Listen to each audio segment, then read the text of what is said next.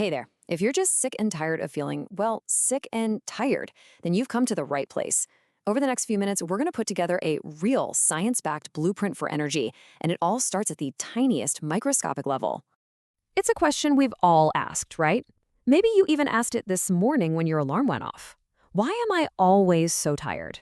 It feels like this giant, complicated puzzle, but believe it or not, the answer really begins with something super small inside practically every cell in your body. So, let's get to the heart of this energy problem. To do that, we need to meet the solution. And it turns out they're your very own microscopic powerhouses. Okay, let me introduce you to your mitochondria. You have trillions of these little guys, and they're basically tiny power plants tucked inside your cells. Their whole job is to take the food you eat and the air you breathe and turn it into this incredible energy molecule called ATP. Now, think of ATP as the battery pack that powers everything you do, from thinking a thought to blinking your eyes to running a marathon.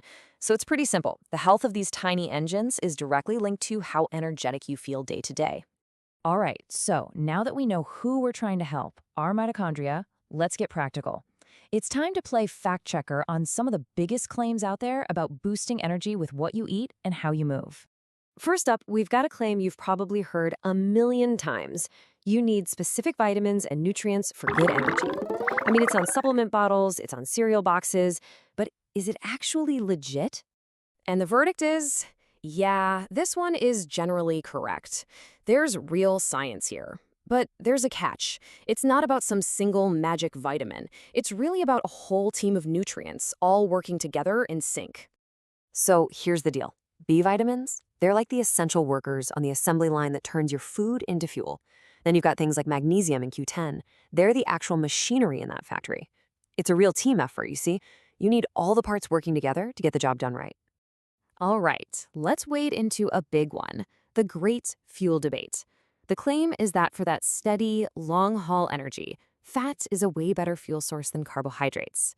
You hear this a lot with diets like keto, but what's the real science say? The verdict here is a solid correct.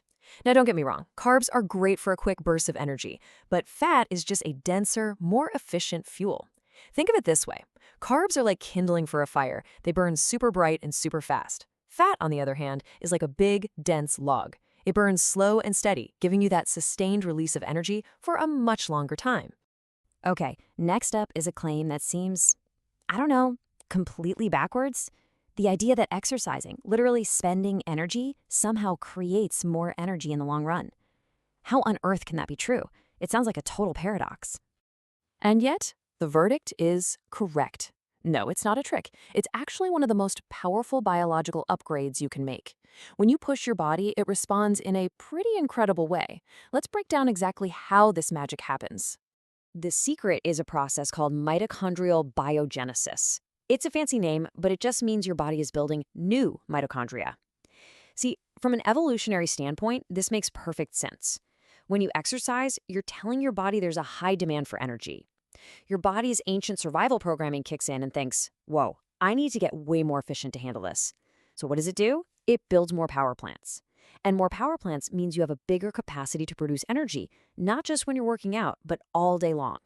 You're literally upgrading your body's entire engine. Okay, so we've got some clear wins for your energy levels. But, not everything is so black and white. Now we're going to get into the gray areas, and then we'll call up the things that can actively sabotage all your hard work. Let's look at this nuance. Intermittent fasting, for example. We're calling it partially correct because, yeah, it can really help some people, but how your body responds can be wildly different from someone else. Cold therapy? It might have some benefits, but it's still under-researched when it comes to a direct link to fatigue. And ultra-processed foods? Look, it's not about making one cookie the enemy. It's the big picture, your overall dietary pattern that really moves the needle. Because it's not just about adding the good stuff in, right? We also have to be really mindful of the things that are secretly draining our mitochondrial batteries. Let's think of these as the energy saboteurs we need to defend against. And here they are as 5 clear, actionable steps. And look, these aren't just random health tips. Every single one of these specifically protects your mitochondria. Limiting refined sugars, getting a handle on chronic stress, and avoiding toxins from things like heavy metals, smoking, and too much alcohol. all of this helps create a safe and healthy environment for your little cellular powerhouses to do their best work.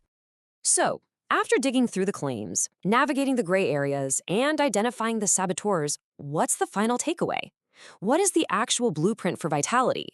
It really all boils down to this one crucial idea. There is no one-size-fits-all magic bullet. The most effective blueprint is the one you build for yourself.